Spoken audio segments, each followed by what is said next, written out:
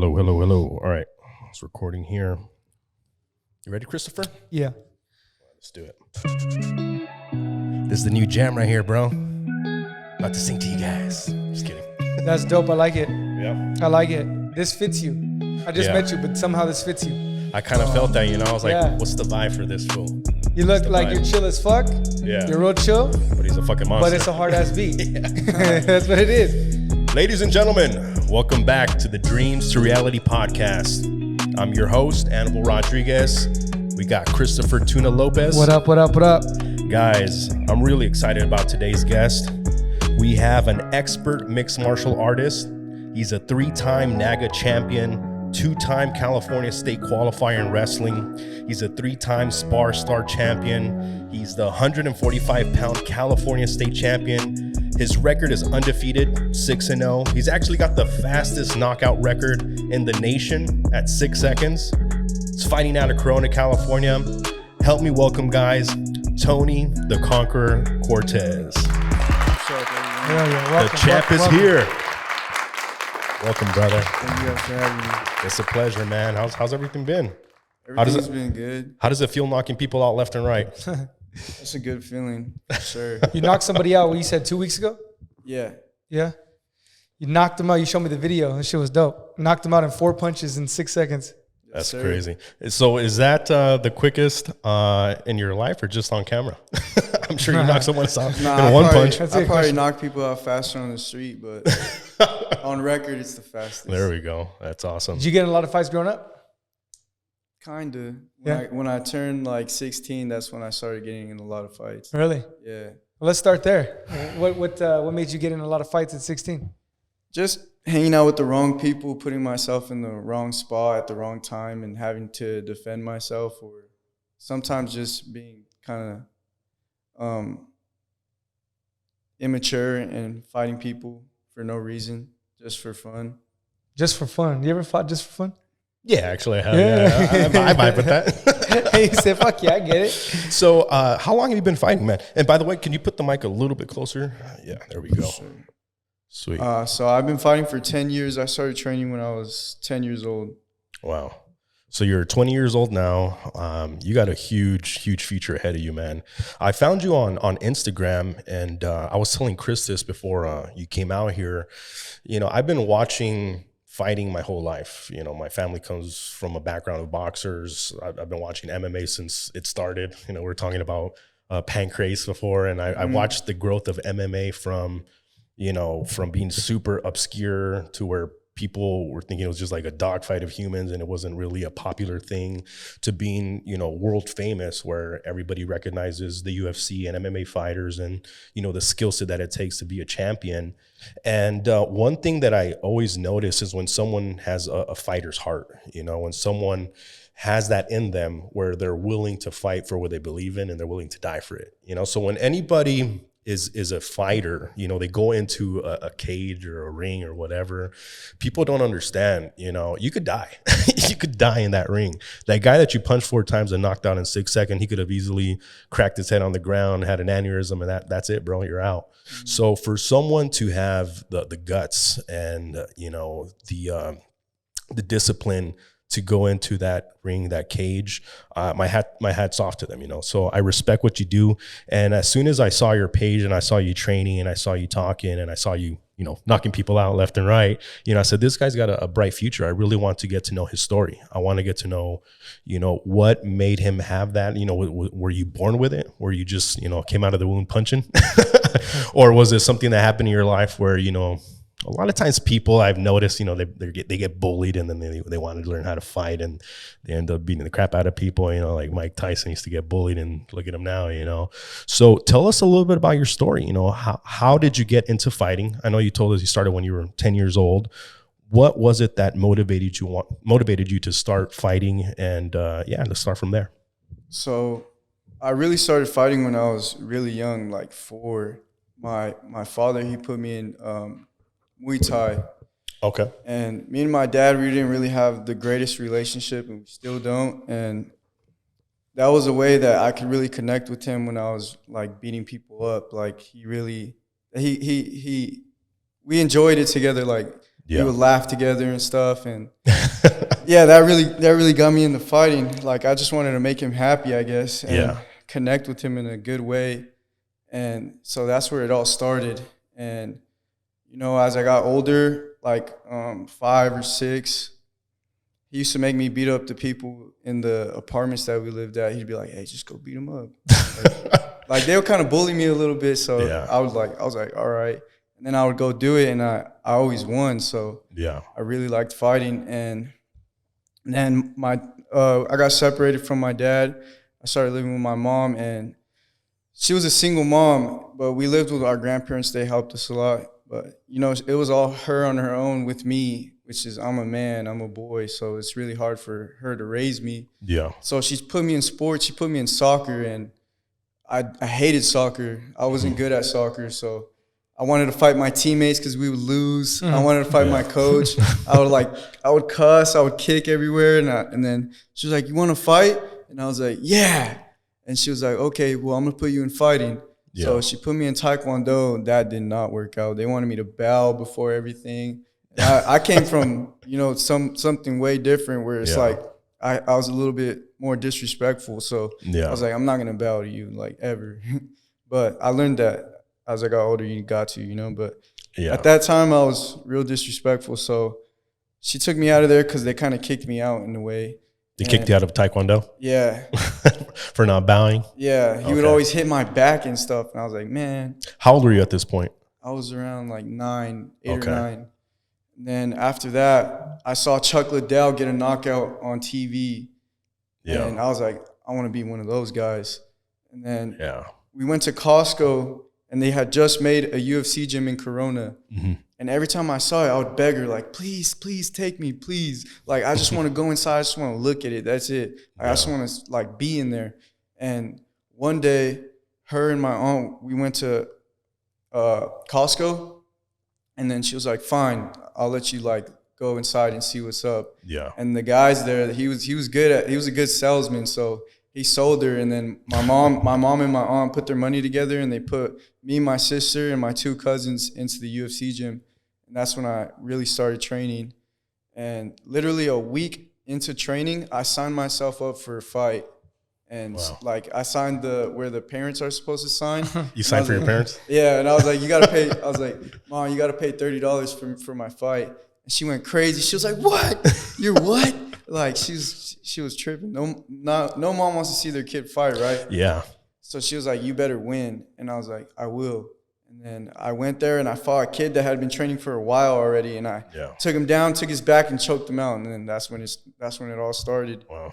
I never stopped fighting after that. How old were you there? 10 years old. You were 10 when you got your first official fight? Mm-hmm.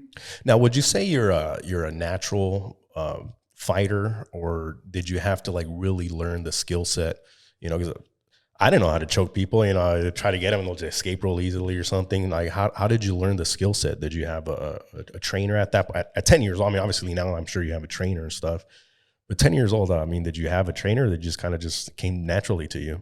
Yeah, I did have a trainer. I had some good coaches, and I learned fast. So that's how I really got good. It came easy to me. I've always been better at individual sports, not a team sport, like sharing and stuff.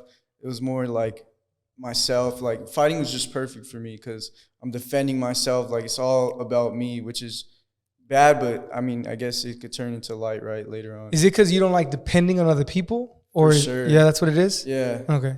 Yeah. That's crazy, man.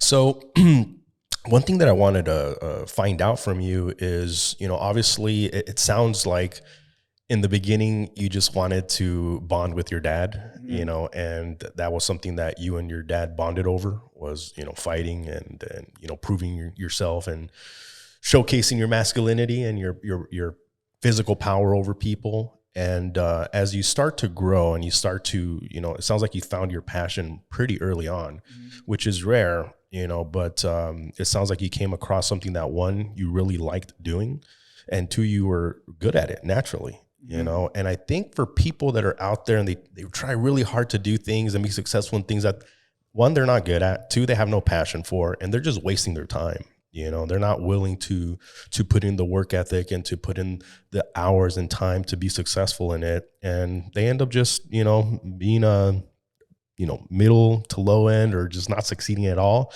But when you come across that one thing that, you know, you're just good at and you have a real passion for, if you really work hard at it, you can get to a top level, you know, and you can be an elite, like you said, an elite mixed martial artist like yourself. So what did it take for you to get from, you know, 10-year-old kid where, you know, you're naturally good, but, you know, you're still starting off, to where now you're undefeated, you're a world champion, and, you know, I only see good things in your future. What did that transition look like? You know, did you end up joining another gym? You know, do you have a special trainer that kind of got you to the next level? Tell us a little bit about that.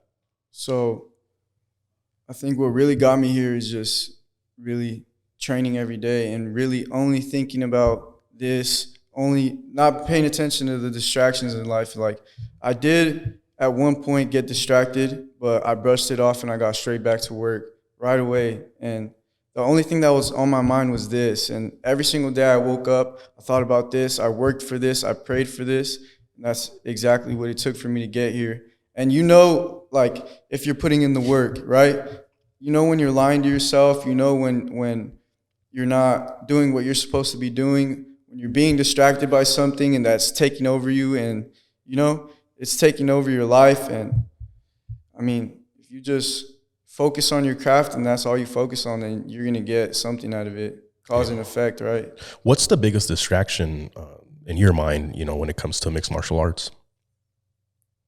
So far, it's like casinos, like girls, It's drugs. the same distraction and everything. Is that man. specifically, that's your distraction, or that's what you're, because he asked the question in the martial arts. I guess my question would be, what was your distraction? Yeah. My distraction. Well, I got distracted right after high school when I just got done wrestling.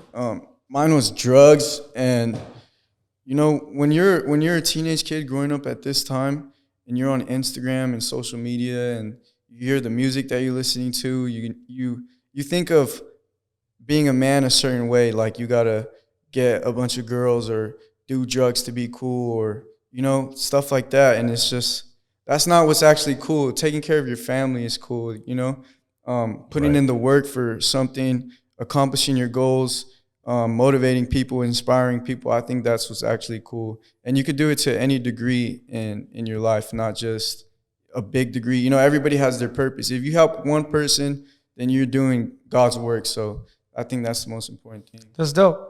That's dope. Yes, that's interesting, because you're 20 years old and you have the insight, you know, to know that. And so that's, you know, we grew up with MySpace, but I don't think we didn't grow up nearly with as much social media as there are today. Not even close, man. Yeah. We grew up with fucking MySpace, you know, doing the codes and setting up your top 8. Remember that? Yeah, that's old school, man. You probably don't even know what that's about, bro.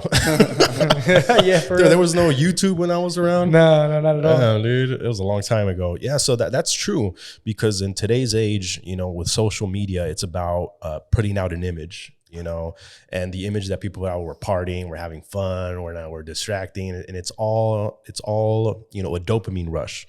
It's all distractions, like you say. And for you to become successful, you kind of do have to put on the blinders and focus strictly on what your outcome is.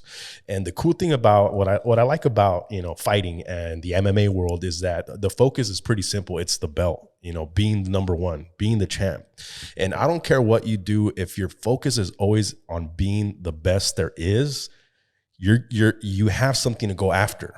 You know, and a lot of times I've noticed this from athletes, when they retire, they kind of feel lost, because they're no longer going after that one thing. Like, this is the one thing that I need. I'm getting that belt. I'm getting that championship. I'm getting that one thing. Like, day in, day out, they dream about it. They think about it. Like you say, you pray about it. And then once they retire, they're like, shit, I'm lost. I don't know what to do anymore. And I think everybody needs to have that. You need to have that one thing. Like, this is the thing that I'm going after. I want to be the best at this one thing, you know? And one thing that I've really noticed when it comes to MMA, it's changed drastically, man. Like, the athletes now in MMA are monsters, you know? And I put you in that category, where before it was like, you know, you had your boxer who was good at boxing. You had your kickboxer that was good at kicking and boxing. You know, you had your Muay Thai guy, you had your wrestling guy, and then they were a little bit good at this or a little bit good at that, and they're kind of bad at that. Now, most mixed martial artists that are elite can do it all, you know, and they're coming up with all crazy new techniques, and just defending yourself is insane, you know. So what are you training right now? What's like the main thing you're focusing when it comes to your training? What does the day-to-day grind look like? Right now, I focus a lot on my stand-up. I actually, I train with Bobby Green. I don't know if you know who that is. He's a UFC fighter. Yeah. And I train with Elijah Leggett. He's a pro coming up the ranks right now. I train with them a lot with stand-up. And then when I do my jiu-jitsu, I do it with my coach, Joe Stevenson. Okay. He's a master at jiu-jitsu. Hey, where's Joe Stevenson at? Cobra Kai in Victorville. Is he only in Victorville? He also trains people in Dan Henderson's gym in Temecula. Oh, okay, because I've heard that name before. Yeah. Joe Daddy. Joe Daddy. That's what's up. Yeah, that's awesome. Cool. So you're training pretty much well-rounded, everything. What does your nutrition look like right now? Do you have a strict diet, or do you kind of, you know, just kind of watch what you're eating? What does that look like? So right now, I think my nutrition is what's lacking because it costs a lot of money. And, you know, in the beginning of fighting, you don't really make too much money. Right. So I eat as clean as possible. When I'm fighting, I have to cut a lot of weight. So I'll eat egg whites, lettuce, and tuna. And then when I get towards my fight, I'll just eat lettuce, grapes, and egg whites. Jesus Christ. Like all day long, that's all you eat? Yeah. What weight do you fight at? 145. What weight do you walk around at? Around 170. Oh, shit. That's a lot of weight you got to cut. Yeah. Oh, but you're a wrestler, though. You're used to that, huh? Yeah. Yeah, I remember. Jeez, man. I remember when I was in high school, and a couple of my friends were wrestlers. And when I would see them cut down, like in 1 to 2 days, they would lose like 15 pounds or something. I'm like, what? Yeah, I used to do that every week when I was in wrestling. Wow. Lose 15 pounds every week in 3 days. That's insane. Wow, dude. What kind of toll do you think that takes on your body? Oh, terrible, bro. Very bad. Yeah? Yeah. I got a kidney infection at one point. Really? Yeah, and I was laid up at home. My back was hurting every day. It was terrible. Wow. Yeah. You know, the thing that comes to my mind, and this is a very disciplined thing, right? Like really anything if you want to succeed. You said this is what you focus on, this is what you want. My question to you is, why do you want this so bad? I think fighting is just a platform to inspire people and motivate people, and I really just want to spread light to the world. So fighting is my darkness, right? I like hurting people. It's just what I like to do. But I want to use my darkness to turn into light so that I can spread it to the world. And hopefully, you know, God allows me to do that. Damn, dude, that was super insightful. That was super insightful. That's one thing that I was talking to a friend actually yesterday was bringing your shadow, your darkness to the light, you know, because every single person in this world has the ability of being a horrible person, you know. Yeah. And there's bad traits of all of our personalities where nobody's perfect. Everybody has that one thing that can make them either a really evil person or a really, you know, angry person or vindictive or whatever it is. Like you said, your darkness, your shadow is you like to beat the shit out of people, you know, and that could be bad. It could be really, really bad, but you've used that energy, that focus to do something good with it. Yeah. And that's super, super powerful because it could go in a really negative way. You know, you could end up really hurting someone, killing someone on the street, and, you know, end up in prison for the rest of your life. Yeah. You know, and you chose to do something that's going to bring you success, is going to help you encourage other people to be healthy, to live a good life. And it's in a sport where it's, you know, there's a referee that's going to stop one. I mean, if it's too much, there's rules and regulations that you have to follow. There's a discipline. And at the end of the day, you know, right now I see you as a rising star where you're putting in the work that is going to take to get you to the championship level. Yeah. You know, so what is your ultimate goal? I want 3 belts, 135-pound UFC belt, 145 and 155. That's my goal. And then I'll challenge for 170 if I really want to. Hey man, you're 20 years old, dude. I'm sure you could get there. You're only gonna grow. Yeah, and I want to box too. I think I could box. Hey, fight that one for Logan Paul, man. Yeah, call him out right now. Let's go. Let's go, dude. What's up, Logan Paul? You want to get down or what? Get at it. Or his brother. Either one. Doesn't matter, man. Jake Paul, too. He can get the smoke, too. There you go. I'll bite his ear off.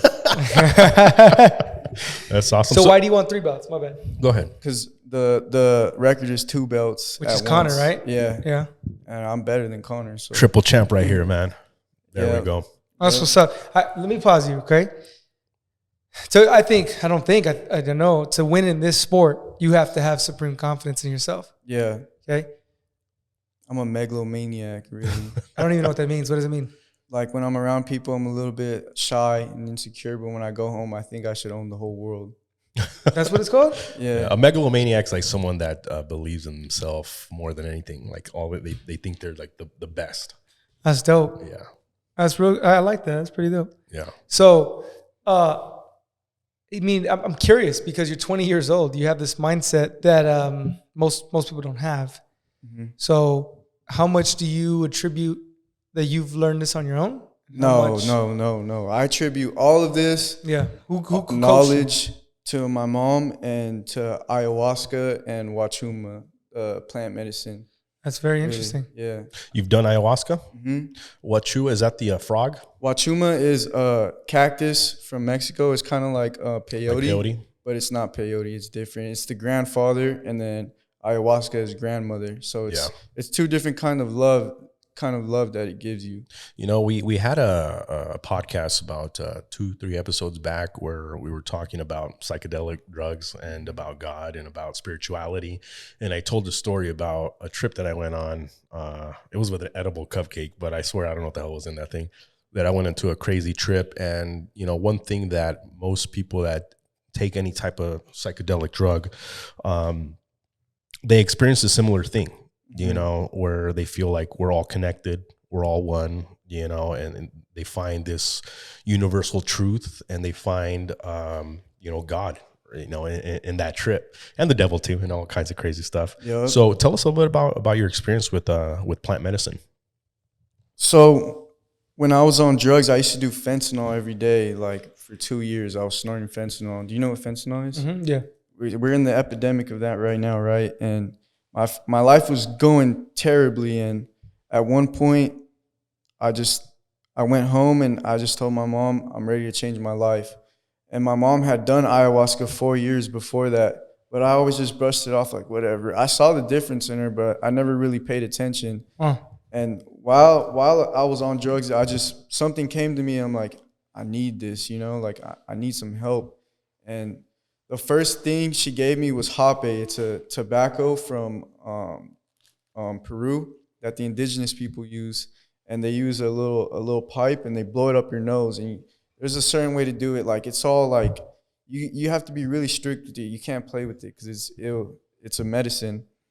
And that was the first thing I took when I got home was hape, and I started sweating everywhere.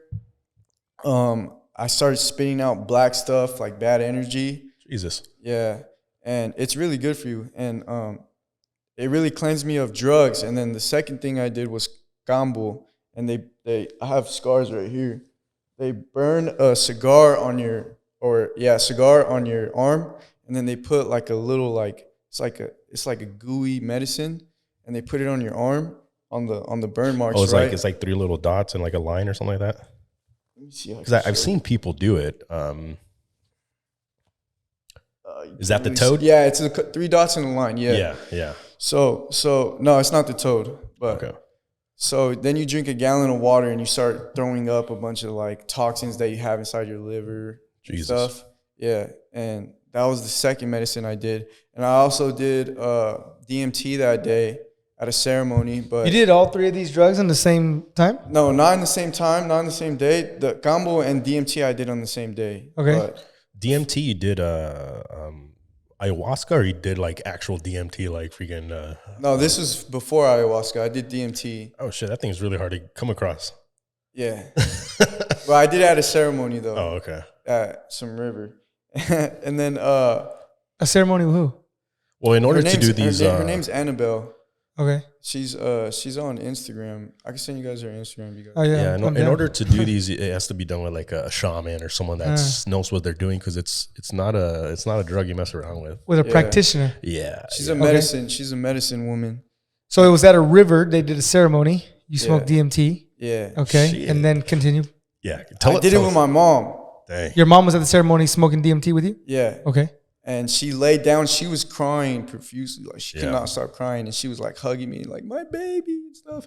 And then, and I was having like the best time of my life. I was like, I'm the best. I'm the best. And I started crying too. Cause like, I don't know. It's just super emotional. Wow. And then we went home and I was still having a lot of trouble. Like I was very paranoid still.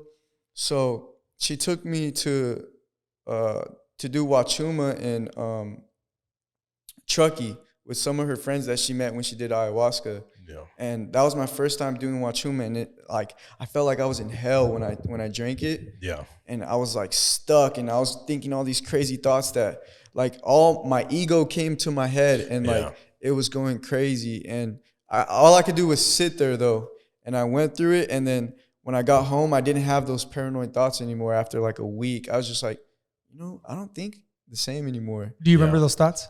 Yeah, it was really bad. Like, I thought people were trying to kill me, that nobody was trying to kill me. And I thought people were following me. Like, I was paranoid from the drugs that I had taken. So, from the fentanyl?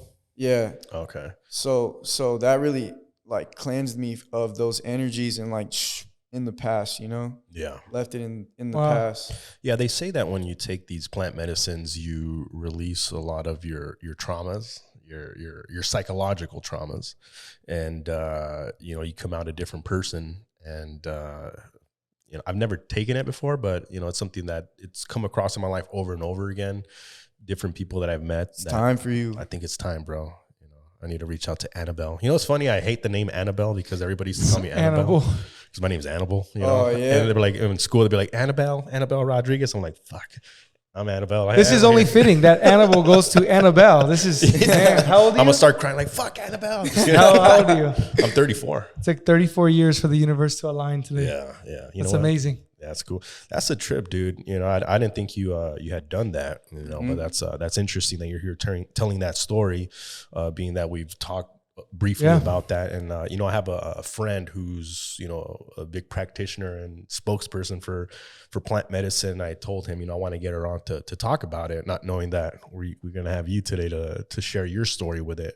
Yeah, it's time for the world to change and come back to what's true and what's real, and that's life and love, not material and lust and stuff like that. You know, that's not what's real, and we're constantly being mentally manipulated, or I don't know the right term, but you know what I mean. Yeah, like 100% manipulated. Yeah, the government is just, they want us a certain way and they want us to stay that way, but that's not what's true, and that's not what's going to get us to God.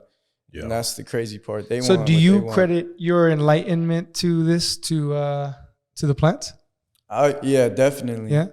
Before this, I was on the road to going to prison or dying. Wow. That was. I watched 6 of my friends pass away, and a lot of my friends are in prison for life right now. Wow. Yeah, dude, fentanyl is a huge killer right now. It's killing people left and right. Yeah. And even other drugs that people recreationally take is being they're laced with fentanyl, and a tiny smidgen amount of that drug can kill you. You know, so for you to say you were taking it knowingly, that's crazy, dude. It's like playing Russian roulette. Yeah, it's like playing Russian roulette. Like any pill you take, you can just die from that pill. Yeah, wow. It's this big. Tiny little pill that'll kill you. And you were taking this shit every day while you were fighting? No, I wasn't fighting at this time. I stopped for 2 years. I would fight on the street. That was when I was fighting on the street. That was your fighting? Crazy. Yeah. On fentanyl? That was my training, yeah. Wow, dude. That's a trip, man. Yeah, right? Yeah. So out of that experience, what's the biggest takeaway that you came out of that experience? When I was on drugs? Yeah. Just knowing what I really want with my life, and that's not what I want. What the music, all that, right? All the rap music and stuff, that's not what I want. Yeah, it's all garbage. Yeah, it's 100%. Definitely garbage. It's just, I don't know, it's just trash. It's disgusting.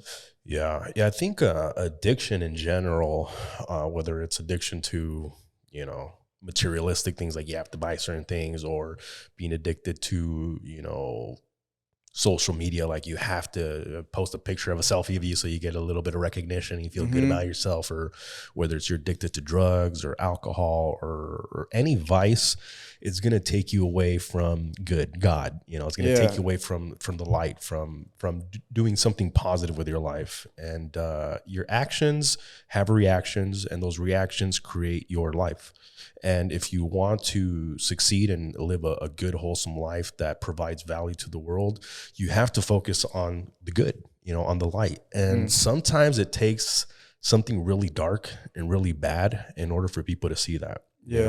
But I hope that by people, listening to this podcast and, hearing your story and your insight and everything can realize maybe, shit, I'm not on the right track. Maybe I'm doing the wrong things. Like, shit, I'm taking fentanyl. Like, I'm doing this. I'm fucking, living the wrong life. And everybody has goals, dude. I don't know anybody whose goal is to be a low life. I don't know anybody that's like, I want to be a drug addict. I want to be, in jail. Nobody says that, but they don't do the right things to live a good life, and they end up screwing up their life. And I've been there. We've all been there. I used to say that. I used to want to go to jail. Really? Yeah. Just for fun or what? Just to fight? I don't know. I felt like I had something to prove at that time, but in a really negative way. Prove that what? That you were... That was hard, Is your relationship with your dad pretty close? Nah, my dad's always in and out of prison and stuff. Yeah. But he did affect me in a way. Of course. I think that your darkness, your fighting heart, and your proclivity to violence comes from your father. It sounds to me like, From my father and my mother, because my mother's a fighter too. Yeah. She came from the projects, and she had a choice to stay there or change. And my mom, she never settles for anything less than great. My mom, she has her own house now. Oh, yeah. And she had to raise me and my sister by herself. And she was always working, always trying to take care of me, put me into the gym. And she was always reaching for greatness. And she gave me that mentality, like, you better not fucking quit. Yeah. Never. You can never quit. Like, never stop. She's been through so much in her life. And for her to go to medicine and change her life the way that she has and take care of me the way that she did, it's amazing. Yeah. But I think the darkness I did get from my father, but the light is my mother. Yeah. I mean, one thing, this is everybody. There's nature and nurture. Nature means we are our parents' biological children. We have their DNA. We look like them. We walk like them. Sometimes we talk like them. We have certain personality traits as them. But then there's nurture, the way that you grow up, the environment that you're in, the information that you feed your mind, the food that you ingest, the substances that you ingest. Those also attribute to who you are as a person. No matter what you try to do, you're still your mom's son. You're still your dad's, son as well. And you're going to have those traits till the day that you die. But at the end of the day, you have free will. You have the control to decide your future. You could have easily gone to prison, but you made a decision not to. And, same as your mother, she had her own decisions to make, and she decided to do something positive. And that's amazing. We all have that ability to do that. And I can only speak about myself. I've been down those dark roads as well, or I'm just living a fucking horrible life and doing the wrong things, and it all comes with bad results, but once you start to focus on the right, you get good results. And it takes a lot of work. And right now I see you as you're still grinding it out. You're still pushing every single day. And I only hope that you stay on that track, because I can see big things happening for you in the future if you stay on that track, because I know you have the skill to be a UFC champion. And just from talking to you, for this last, half hour, I can tell that you have the right mindset as well. And if you surround yourself with the right people, they're going to train you, develop you, help you. You can get to that next level. Do you have a manager or anything like that right now? My coach, Joe Stevenson, manages me, and also my other coach, Sam Mason. He has his word in there too into what I do. Yeah. So they're both my managers. When's your next fight, man? August 13th at Commerce Casino. Okay, and is it for the belt? You're defending it? I'm gonna defend my state title one more time before I did fight in front of my family one more time. There we go. Nice. So what's after this? After this, I'm looking to get signed to Combate Americas. Okay. Or Combate Global now. They changed the name. Nice. What does the compensation look like for a fighter? Because I know that it's a big issue, especially in the UFC, which is fighter pay. Yeah. You know, because I mean, you're throwing your bones at people's faces and shit. You know, you're throwing your knees, you're throwing legs, you're fucking choking people out. You can break elbows, you can break that. They don't provide you with no freaking health insurance, you know. You know? And you're literally paying your own way. And I look at it like a musician, you know. You pay your own way, you buy your own instruments, you do your own thing, and then in order to make it, it's like shit. It's so much work to get to that 1% that are making a living wage. Not only a living wage, but a wage that brings you what you want, which is freedom. Being able to provide for your family, provide for everybody around you. You know, what's the compensation look like, and you know, what are you doing to survive essentially? So I sell a lot of tickets. So thank you to everybody that buys tickets to my fights, and I get a percentage of ticket sales. Okay.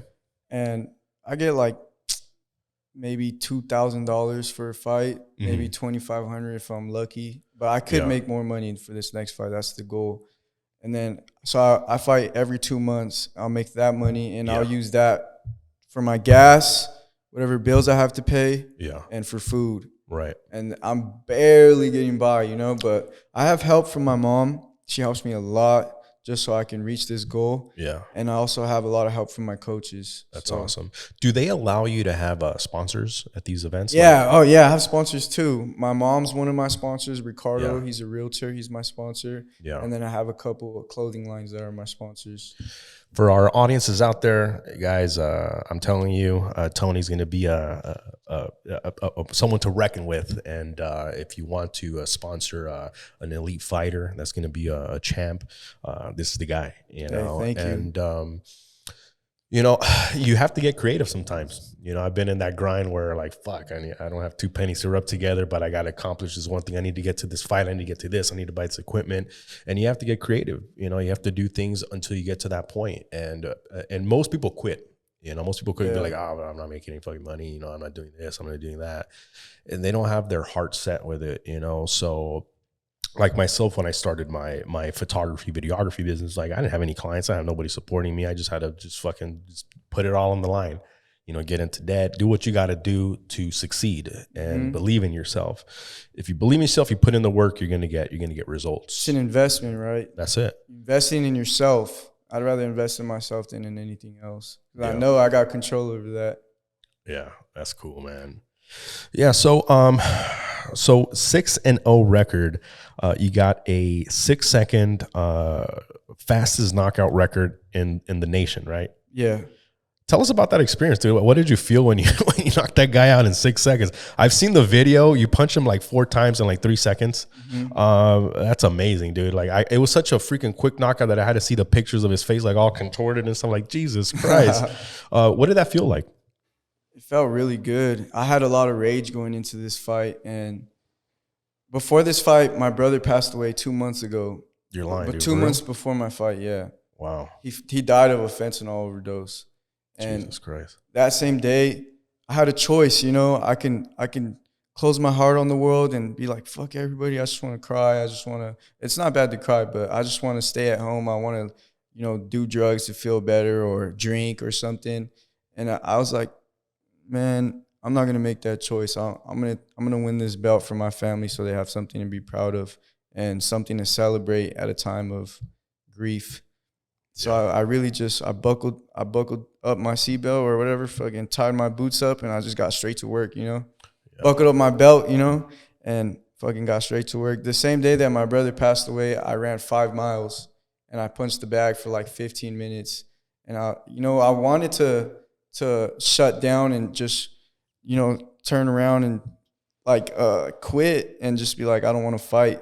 But I just made the choice. I was like, let's see what happens, you know. Let's see if I could do this. If I can not be distracted by what's going on right now and win this belt, then I know I can be a professional for sure. If this can't get to me, then I can for sure. I'm a real professional. Wow. Yeah. Yeah, that's dope, man. Thank you. Yeah, absolutely. Well, first of all, sorry for your loss. My condolences to you and your family. Thank you. But that's crazy, man, because that's exactly what I did. And no matter what you do, that's exactly what we teach. That's what I teach. I teach people for a living. That's really what I teach. I teach people mentally, So as I'm sitting here and I'm talking to you and I'm listening to you talk, it's fascinating to me because you're 20 years old and you have, and I'm sure you hear this a lot. You seem very ahead of your time mentally. And it's interesting because I look back on high school and I was around a lot of just naturally gifted people. So they had the athleticism, they had the abilities physically, but mentally they just were fucked up. And that's why they squandered their gift. God gave you a gift and it's clear. And it's interesting because you've at a young age, you've learned how to really appreciate that gift and attach the right mindset to it. Yeah. I'm sure you've seen people that you probably maybe even think are more physically gifted than you, but they don't have the right mindset. Yeah. They don't go anywhere. And as I'm sitting here and I'm talking to you, man, that's crazy, dude, because that's exactly what I tell people. A professional shows up regardless. Yeah. You watch the NBA, NFL, you name it. And, the greats go down in history because they lost somebody and they still showed up and performed. What comes to my mind is Brett Favre, if you guys watch football, when his dad had passed away. And then on Monday, he goes and he has a record-breaking game for himself against the Raiders. Damn. I remember watching that, and then the whole thing was, dude, his father just passed away like yesterday. Yeah. You know what I mean? And so, man, that's crazy, dude. My hat goes off to you, dude. Thank you. And Absolutely. it was really hard because I had to lose 25 pounds in a month. Like, my mind was going crazy. But I just prayed to God. I was like, just give me a fast win. Like, I want to beat this guy in under 10 seconds. So you actually prayed for it? I prayed for it. I told myself every day, I will knock out Dino Ibarra in the first couple of seconds of our fight, over and over and over and over for hours, just thinking it in my head, saying it out loud by myself. I never told anybody like, oh, I'm going to knock him out. I just did it by myself. Yeah. And then I'm like, I told everyone on Instagram, I'll just be ready for this. Like, this is what it is. That's a trip. That's nuts, dude. Right? Yeah. It was the craziest experience that I ever had. And I was on a microdose on mushrooms when I fought. And I was like, oh, like this feels like a freaking movie. Like, I was That's funny. Yeah, it was awesome. Dude, hold the fuck up. Hold up. You were on a microdose of mushrooms while you were fighting? Yeah. What the fuck went on in your head to even do that? It makes me a better fighter. It really does. Yeah. People back in the day, like thousands of years ago, humans used to eat mushrooms to go hunt. So I was like, I'm hunting right now. Let's do it. Fuck, man. Tell me, man, this fool's got a fighter's heart, bro. That's crazy, dude. Yeah, I was ready to kill this guy. Like, it sounds crazy, but that's kind of like my goal. I want to kill someone in the cage, and I'm down.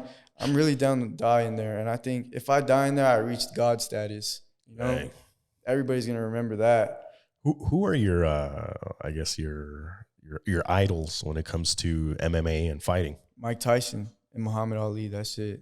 Those are mine, bro. Conor McGregor's cool too. Yeah, I like Conor McGregor, but he's kind of crazy. He's nuts. Yeah. He needs some ayahuasca for sure. Yeah. No, he's drinking proper 12. That's what he's drinking. Yeah, that's funny. Yeah, that's crazy. So fighters, you got Mike Tyson, Muhammad Ali. What about MMA? Oh, MMA, you said Conor and Khabib. Oh yeah, both that of a them. fucking monster. And John Jones too. I feel like I'm John Jones. When I was on drugs taking fentanyl, I won Pancration Worlds, and I didn't train for it at all. Jesus. I was like, dang, I'm like John Jones. He beat everybody while he was taking cocaine. Yeah, that's one of those guys that it has that same thing that you have, was you're natural. You're a natural champion that has like the God-given gift of just beating the shit out of people. But he's a good example of what can happen if you don't control your shadow. Yeah. You don't control your demons. You don't control or bring them to the light. It's all about balance. That's what I learned from ayahuasca was having a balance between my darkness and my light. Mm-hmm. Like, I want to use my darkness to bring light to the world, right? Right. And that's really what it is. Just like feminine and masculine energy and inside of someone. Like the yin and yang. Yeah. It's like you got to have that perfect balance. And I feel like, God, he might have given that to me. Yeah. He might have gave me a perfect balance. I feel like that sometimes. That's crazy, dude. Yeah. Hey, when I'm curious, earlier you said, I'm better than Connor, right? Mm-hmm. When you say that to people, what kind of reactions do you normally get? People laugh at me. Do they? Yeah. I was crazy. Ever since I was a kid, my grandma would be like, no te quiero llevar al gimnasio hoy. And I was like, okay, no te voy a comprar un casa cuando estoy famoso. And she would just laugh at me. Yeah. And then now she's like, do you remember when you used to tell me that? And I was like, yeah, I'm going to buy you a house anyways. Yeah. The reason I asked that question, because I know for a fact the moment that you tell people, you proclaim some shit like that, people will unconsciously or consciously, I think most times unconsciously, they'll try to put you back into a box. Yeah. Like, come on, get the fuck out of here. You're not as good as Connor, right? But really, fuck, we have no idea. I've never seen you fight other than the clips that you show me. So for me to sit here and to go, I can't be. How the fuck can it not be? You know what I mean? Yeah. So it goes both ways, right? Yeah, for sure. Hey, man, Connor was saying that shit before he was Conor McGregor. Yeah, for sure. 100%. He believed in himself when he was a freaking trash can guy, a plumber. He was on SSI. And, he's a nut. That's what he is. He had that same belief system. And, I'm sure you guys have heard this before, but if people don't laugh at your goals, then your goals aren't big enough. You know? I heard that. If you're not really trying to do something big, you really ain't doing shit. So I respect that thought process. I respect your grind, and I believe in you, man. That's why I have you on today's podcast. That's why I reached out to you and I said, hey, man, I want to hear your story. I didn't know you were going to be this insightful, to be honest. You're all nervous before. You're like, what's this guy going to say? Yeah, I told Chris, I was like, I don't know. I know this guy has a fighter's heart, and I don't really know him too much, but there's something about him that I think we should find out his story. And I'm really grateful that you did come on, because I'm learning a lot, and I love listening to people's stories and finding out those golden nuggets, and they're like, oh dang, and then applying those in my life.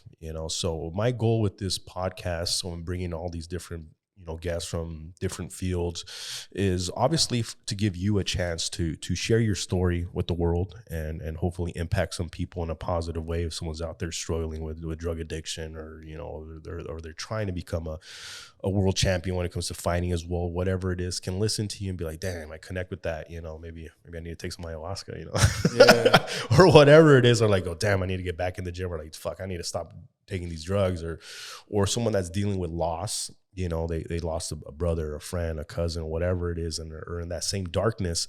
They can take your experience, your life lesson, where it's like, fuck, this fool lost someone, and instead of just breaking down, he fucking went to work, and he won a championship for it, you know, and that can inspire a lot of people. And listening to your belief system in yourself. If everybody just believed in themselves a little bit more, they would accomplish more and they would try more. When you don't believe you can do something, you don't even try it. Yeah. Like, oh, I want to be this, I want to be that. Like, do you think you do? Like, I don't know. I don't believe in myself. You're not even gonna fucking try it. But when you have that will where it's unbreakable, you're more courageous. And courage is not the lack of fear. Courage is having fear but doing it anyways. Do you ever feel scared when you go into the ring and like we fight someone? Do you ever feel? For sure. I think that's what really keeps people alive, right? Is fear. Because if you didn't have fear, you'd go run in front of a car and just get hit by a car. Right. And what I hear Mike Tyson say, he said, fear is like fire. It could burn you or it could cook for you. It's up to you what you want to do with it, You're going to let it break you. You're going to hide under a rock. Or you're going to use that fear and you're just going to go through that mountain. And you get to the top and you're going to feel like the man when you get there. Yeah, fear is one of those topics that my whole life I've been fascinated with. Yeah, right. One of my favorite books of all time, which I recommend to everybody, is a book by fuck, I forgot his last name is Green. Robert Greene. Yes, awesome author. The book is called The 50th Law. It's actually about 50 Cent. The rapper. Robert Greene wrote this book called the 48 Laws of Power, which are, that's really what the book is about, 48 Laws of Power. But he wrote the 50th Law because he followed 50 Cent for like a year, and he saw, he interviewed him, he found out about his childhood and everything. And the whole book is about fear. You know, when we're born as children, we have, you know, two major fears, and one of them is falling and the other one is being left alone, because we can't survive without our mother, our father. We're literally, you know, defenseless. We can't eat for ourselves. We can't protect ourselves. We're little babies. We will die if you leave us alone, you know, and also we just naturally are scared of falling because we don't want to get hurt. But as we start to grow up, you know, the world feeds us all these different fears. Yeah. You know, it feeds us all these different deceptions that makes us like people that are scared of our own shadow. Right. You know, and most people walk around with this anxiety. And myself, my whole life, I kind of suffered with social anxiety and all these different mental health issues that kind of prevented me from going after the shit that I wanted to. You know, I always had natural talent for different things, but I always stopped myself because that fear creeped in and I believed it. But it's nothing. You just fucking break through that fear and it's like, oh, it was nothing. Yeah, yeah. And most people have that barrier where they don't go after their goals because they let that fear stop them. And if you don't even attempt, it's already a failure. You know, it's already a failure. Like I was listening to Jim Carrey. He was talking about his dad. He was saying his dad was like one of the funniest guys in the world. And he could have been a successful comedian, a successful actor, but his own fear prevented him from doing that. And he decided to do the safe thing, which was, you know, he got a job and, you know, he just made a minimal wage. And then he got fired and they ended up becoming homeless and they lived out of their car and shit. And he said, at a young age, I realized that you can fail at the thing that you don't even want to do. So might as well try the thing that you want to do. Yeah. You know? Yeah. So fear is huge, man. And that's another reason why I respect fighters, because I've been in fights and it's, and I know when you're in that mode where you're just angry and you're already in it, the fear goes away. But before that fight, there's a fear. You don't know what the fuck's going to happen. Is this guy going to stab me? Is this guy going to shoot me? Yeah, it's a lot scarier to fight in the street. I can tell you that. Well, most of my fights have been in the street. I almost got in a fight in the street one time, and my legs just like went numb. Oh shit! And because I was cutting weight, and I was like, "Oh my god, my legs don't work right now. I might have to." They can fight. stomp you out, dude, and like, you're knocked out on the street. But let's go. I was ready to go, but I was like, I might get fucked up right now, but whatever. Yeah. Why'd you fight? Well, it's just, it was just I didn't fight. It was just some guy that was like looking at me and like said something. Yeah. And then I was ready to go right there. I was like, what the fuck did he say? and then he just like drove off. And I was like, all right, cool. You're like, thank God I have to fight. Yeah, I was like, he don't even know that I'm fucking dehydrated right now. You're like, I'm cramping up. My legs are about to give out on me. Yeah. I had just ran 6 miles and was in the sauna for like 30 minutes. Yeah. I was like, and I didn't eat or drink water. And I was like, fuck, I'm getting my ass beat right now. That's funny. Damn. Yeah. I wanted to say something about fear. I think the people that motivate me a lot are the old kings and conquerors. Yeah. And especially Hernan Cortez, because, you know, when he arrived to Mexico, you heard the story when he burned the ships. Yeah. And they had no point in returning. He said, we're going to conquer, we're going to die. And that's how I take it with fighting. Like, I got my neck tatted with my brother's birthday and death date. Like, I got no point of return, and I'm all the way in. It might not be that smart, but I really don't care. You know what we call that? We call that committed.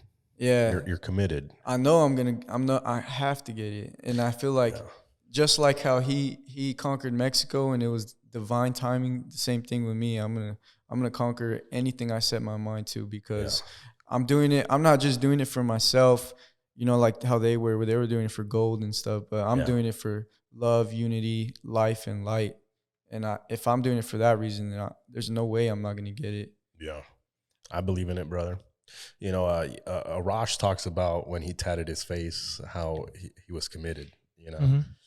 Not a lot of people are willing to do that. You know, I wanted to ask you about your tattoo on your neck. So that's actually your brother's birthday.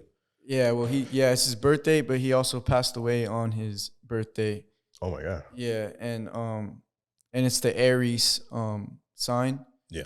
And he had it tatted on his arm, so I got it tatted on me too. That's and every day I wake up, I look at it, and I have to remember I have something to live for, you know? Yeah. And I also got God's son tatted on my traps. Yeah, I've seen that. So I got to live up to that every single day too. Because if I got that tatted on me, I'm over there doing crazy stuff. It's like, come on, guy. But I mean, obviously, I'm gonna make mistakes in my life because I'm human, but I always got to brush them off and get right back to work. Yeah, those are called affirmations, and they talk about it, like the self-help movement always talks about writing down your goals and having affirmations. You literally got them on your body. It's impossible for you not to see them. You wake up, people write on their thing like, "You're gonna be great today. This is what you're doing." Like you got that shit on your neck and on your body, where every day that you look in the mirror, you have a reminder of why you do what you do. I have journals filled with the same thing written over and over from when I was getting off of drugs, and I was kind of just like a little bit lunatic. Yeah. And I used to write the same thing over and over and over, that I was going to conquer the world and that I was going to help people. Even though I wasn't in the right mindset, it ended up happening later on. You remind me a lot about you remind me a lot of a young Mike Tyson, because he literally did that as well. He was obsessed with studying conquerors. Yeah, he's a really, really smart guy. He knows everything about every historical conqueror, whether it's like the Chinese conquerors, the Greeks, like all of them. And he also studied fighters. He's a historian when it comes to fighting and boxing, that is. And he is a person that loved fighting, and he gave his life for it. And he became the world champion as well, the youngest in the world. And you remind me a lot about like his thought process, but we're all evolving, we're all growing, I'm sure in the years to come, you're going to go through more experiences, and you're going to evolve even more, maybe take a little bit more ayahuasca and shit. You don't know. Yeah, I'm trying to go back September 5th. There we go. Because I really want to heal from the passing of my brother. I feel like there's a lot of baggage that I'm holding right now, like blaming myself for his death and stuff. And that's what happens when people die in your family. Yeah. So I really want to just go and heal from that. And it's a constant work. It's not like I'm gonna go and just boom, I'm better now. Yeah. It shows you what it's doing to you, and then it shows you how you can stop it, and it's your choice to make if you want to or not. Right. Yeah. The world lives by certain laws, and no matter what you do, those laws are going to be working in the background. And one of those laws is, if you leave things to their own device, they're going to go into disorder, so if you don't shower every day, if you don't constantly feed your mind with the right things, if you don't exercise daily, if you don't eat right daily, if you don't do these practices every single day, your life will be a complete disaster, whether it's your health or your mindset or whatever. So it is a daily practice. It's a daily work that we all have to do, depending on what your passion is and what your goals are in life. You have to constantly work on it, so it, like you said, it's not a one-time thing. You don't go exercise one time and then now you're in shape. You don't go and read one book and now you're all good. I'm a genius now. Yeah, exactly. So everybody that's out there, I hope you guys are learning some really, really good things out here. The work don't stop. The work don't stop. Never stops, brother. What is one some advice you could give to a young fighter that's out there that wants to to get a championship belt and is fighting daily, they're training daily? What's some advice you can give to them? Just stay on it. Don't pay attention to the distractions. Focus on your craft and get married to the game.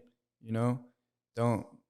I mean, girls come and go, bro. Just this is where it's at. This is what you want. Don't let anything take over your mind. Food, girls, drugs, whatever it is. You gotta be 100% focused and stoic. Awesome, man.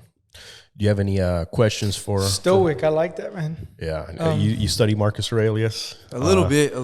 Okay. Yeah, I love Marcus Aurelius. He's a G, Yeah. I wish I lived at that time. I wonder what I would be doing. You'd be a warrior, bro. For sure, There's nothing about it. I'll be like a musician with a lute. I would fight Alexander or an the Great. There we go. What's up, bro? Let's get down. Let's go, man. That's dope. Hannibal. I got a question for you as we wrap this up. But, I'm curious, 20 years old, you've seemed like you have one hell of a story. What's your proudest moment so far? When I gave my mom my belt, for the first time when I won my first amateur belt. I gave it to my mom just because she brought me back to the light when I was in my darkest time. So, you know, all glory goes to her forever. Awesome. Is she your hero? For sure. I don't treat her like that all the time because we got like a bad relationship sometimes. But, you know, I'm trying to heal that for us and for myself. And once that comes, you know, I hope she can be even more proud of me. I'm sure she will be, brother. From the sound of it, you've gone through an enlightenment, and you know, it sounds like your mom had a huge part in that. And you know, shout out to all our moms out there. You know, I know my mom's been a huge supporter, and if you don't have someone that supports you and has your back and you know is on your corner, it's a lot harder. You know, but when you have people that are there for you and believe in you and support you, then you know it's all worth it. And you know, it makes it a lot easier, to be honest. Yeah. You know, but I really want to thank you, you know, for coming on today's podcast. I had a great time, you know, and likewise. And I learned a lot, and I think I'm ready. I'm ready to take some psychedelic plant medicine. You Just know, do it with the shaman. I am, bro. I am. And I definitely want to go see your next fight. You know, just let us know. We're going to post your Instagram on the YouTube. Where can we find you? Do you have a website, or just everything's on your IG? It's all on my Instagram at Tony Cortez MMA Cortez. Guys, make sure you follow Tony, and follow our YouTube, follow our Instagram, subscribe, like, comment, and I hope you guys had a great time. Thank you guys for having me. Yep. It's our pleasure. Good shit, bro.